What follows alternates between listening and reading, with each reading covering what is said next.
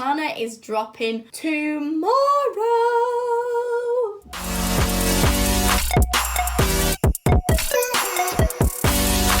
Just Work Tutoring. Hello everyone, Joanna Wilson here for day 18 of 20 days to plan. The planner is dropping tomorrow.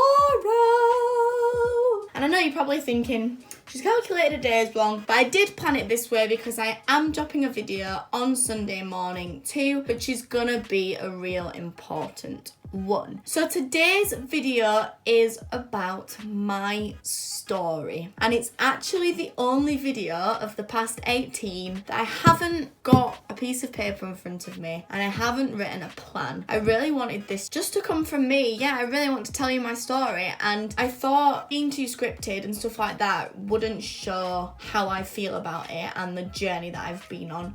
In terms of academia, I would say that I didn't really realise I was clever, if that's what you want to call it, as such, until after my GCSE results. I did a couple of GCSEs early and got A stars in my core science and my maths at the end of year 10. So that was a bit of a wake-up call and a place where I thought, you know what, I can actually smash my results and I can actually do really well. I wouldn't necessarily call myself naturally clever. I know a lot of people throw that term around, naturally clever. I don't feel like I was one of those people. I really worked hard for my results and for my studies, and it just so happened that I fell in love with learning and I fell in love with working hard, and I feel like that love that I found in year 11 doing my GCSEs was something that I rode with for the next 5 years. So just to take a step back, I actually did quite rogue GCSEs for someone at my academic ability.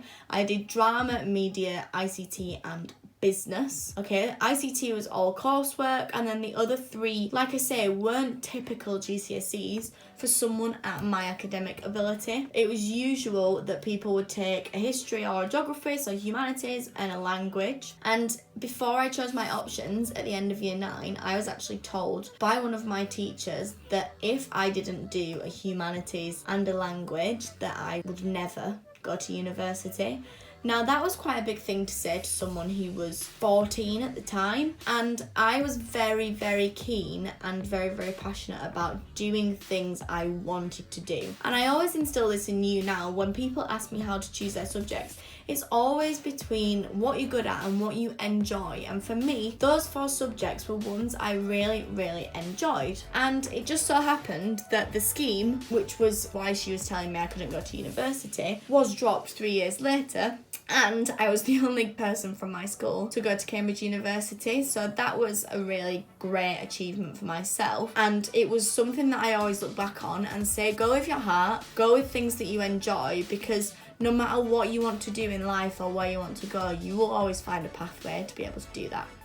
At the end of year 11, I'd done my GCSEs. I came out with 7 A stars, 2 A's and a B. Got a B in business, which I was quite cross about. And I realise it's quite a different system now with numbers rather than letters. But where I was at the time, those were the grades that I came out with. And I, at that point, made a decision to go down an academia route.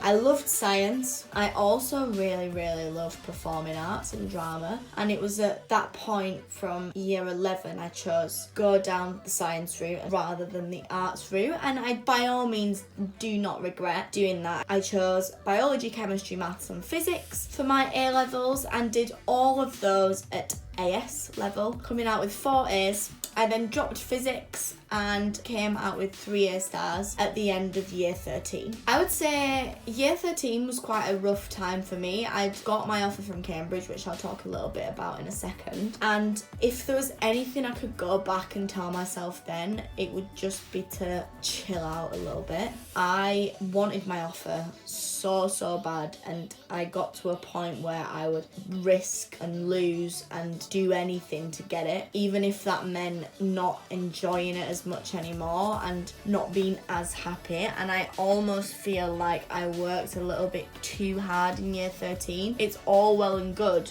getting the results and getting the grades that you need for university, but there is a fine line between working hard and obsession and running yourself into the ground. And it was flagged up and we did get through it, and I'm super happy that I did what I did. I had a great support network, I had great friends. And if sort of my work issues and things like this that I've faced in year 13 is something that you're more interested in, I can talk about this in a future video. But yeah, I would just like to say there was a period of around 6 to 8 weeks that were a bit of a rough time for me in year 13. Remember to always keep hold of yourself throughout the process of any academia, because it's not worth losing yourself in that process. If you are not enjoying it and if you are not happy, then whatever grades you get is not worth losing that. If we go back to applying for university, for me, I applied to Cambridge partly because my teachers said I should, partly because my grades were so good, and partly because I thought, why not? You often find at Cambridge, the other universities that people apply for are very Cambridgey. Durham, Warwick, Imperial, things like that. They're very similar vibes universities. I was completely different with this situation. I chose big city party places as my other 4 universities. It was almost as if it was Cambridge or it was a completely different route for me. And I applied to Cambridge, Manchester, Birmingham, Newcastle and Liverpool. I got offered a place at Cambridge after my interview. So I went for interview in December and I applied to Christ's College at Cambridge. And then on the day that we find out whether or not we've got an offer, I received an offer from Homerton, which was a different college to the one that I'd applied to. And during that period, I'd been put in what was called the pool. So if the college that you were interviewed at feel that you're good enough for Cambridge, but they just don't have enough places to offer you a place, they can put you in what's called the pool. And other colleges that might not have had as many applicants can pick you out of that pool. So yeah, I was picked out of the pool by Homerton College, and I am so glad I was. They often say that whichever college you go to is the best college within 2 hours of being there. I loved my time at Homerton and I wouldn't change it for the world. It was super friendly. I met so many lovely people. The college facilities were fantastic. So yeah, I was really, really pleased about that. My offer was 2 A stars and an A.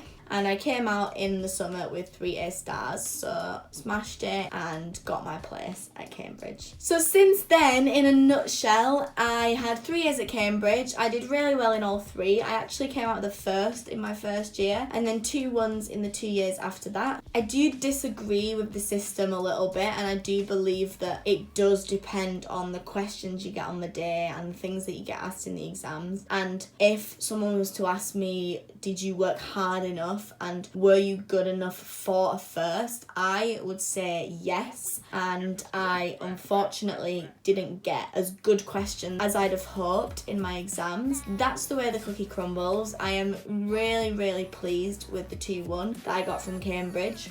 I came out with 67.7, so it was 60 to get a 2-1, 70 to get a first. So I was right at the top end of the 2-1 grade boundary, and I'm super pleased. And the thing for me that I always say to anyone, if you go into an exam and you come out of it hand on heart knowing you couldn't have worked any harder, then the result does not matter. And I, hand on heart, came out of all of my finals knowing that I couldn't have done any more, and I am so proud of myself. I've got a Cambridge degree, and yeah, we made it. We smashed it. We got through it.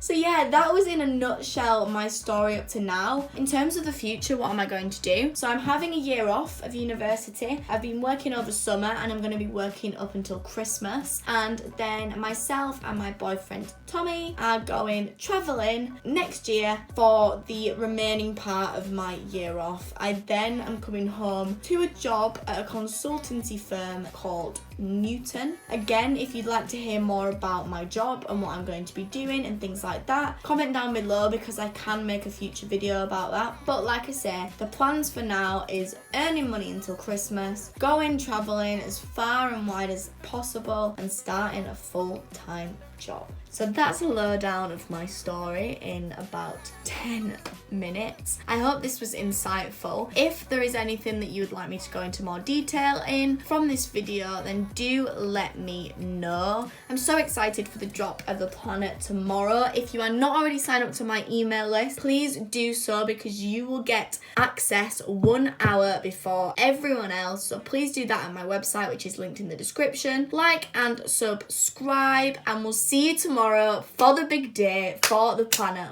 launch. Love you guys so much. Keep smashing it, and remember, anything is possible if you just work. Bye.